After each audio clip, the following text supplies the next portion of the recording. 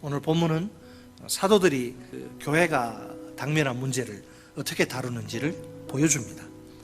어느 날 헬라파 유대인들이 교회의 공적인 구제사역에 불만을 품습니다.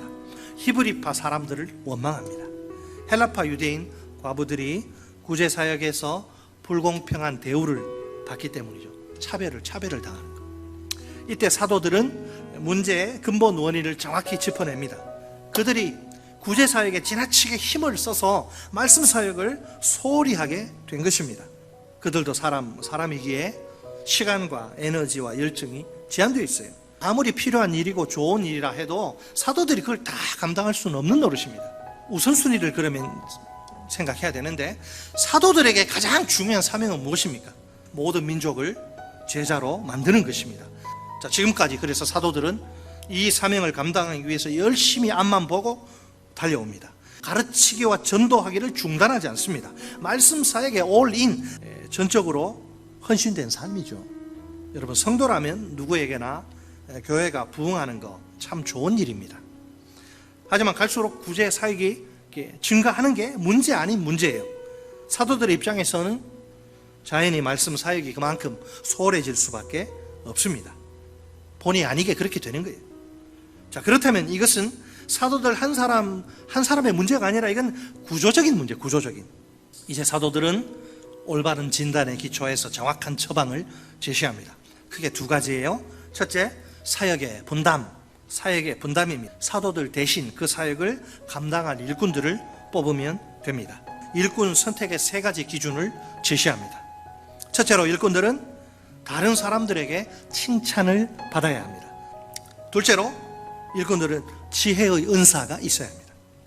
셋째로, 일꾼들은 성령으로 충만해야 합니다. 여러분, 성령으로 충만한 사람의 가장 큰 특징은 무엇입니까? 순종이죠. 순종. 내 생각, 내 기분, 고집 다 꺾을 수 있습니다. 순종할 수 있습니다. 성령의 지배 속에서 오직 하나님의 뜻에 순종하는 삶을 사는 거예요.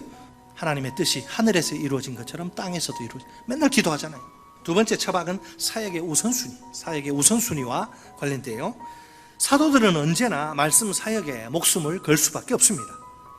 여러분, 그들 속에 살아서 꿈틀대는 확신을 보세요.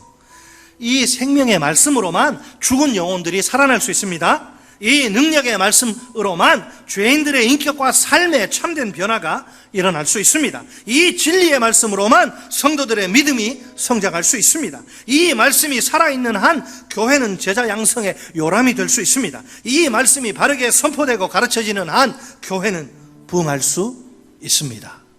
자, 그럼에도 불구하고 말씀 사역 한 가지만으로는 충분하지 않습니다. 기도가 함께 가야 합니다. 기도는 말씀 사역 가운데 풍성한 열매가 맺히게 하는 하늘의 파워, 하늘의 능력입니다. 기도할 때 이 성경이 죽은 활자가 아니라 하나님의 살아있는 말씀으로 역사합니다. 목사의 역할은 성도를 온전하게 하는 것, 즉 성도를 준비시키는 일입니다. 다시 말해서 성도를 그 특정한 목적을 위해서 훈련시키는 거예요. 여기서 특정한 목적이 뭐냐? 바로 성도가 해야 할 일, 성도들에게 주어진 역할입니다. 곧 봉사의 일과 그리스도의 몸을 세우는 일입니다. 세 번째, 따라서 하십니다. 순종. 본문 5절을 보면 온 무리가 이 말, 곧 사도들의 처방을 기뻐합니다. 믿음과 성령이 충만한 7사람을 선택해서 사도들 앞에 세웁니다. 비로소 이제 구제 사역을 전담할 일꾼들이 세워집니다. 이렇게 해서 사도들과 성도들 사이에 사역의 분담이 이루어집니다. 이제 사도들은 가장 본질적인 일인 기도와 말씀 사역에 전념합니다.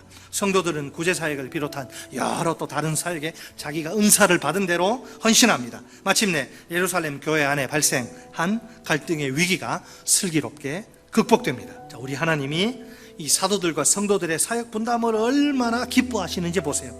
하나님이 교회 위에 복을 넘치도록 부어주십니다. 제자의 수가 힘이 많아지고 그거 가지고 부족해요. 그래서 그 앞에 더 힘이 많아지고 아주 무시무시하다는 거죠. 계속되는 부흥의 놀라운 역사를 증거하는 거예요. 부흥하는 교회에도 여러분 문제가 발생할 수 있습니다. 1세기 예루살렘 교회나 오늘날 현대 교회나 마찬가지입니다. 중요한 것은 문제를 어떻게 처리하느냐 하는 점이죠. 교회의 문제는 얼마든지 극복할 수 있습니다.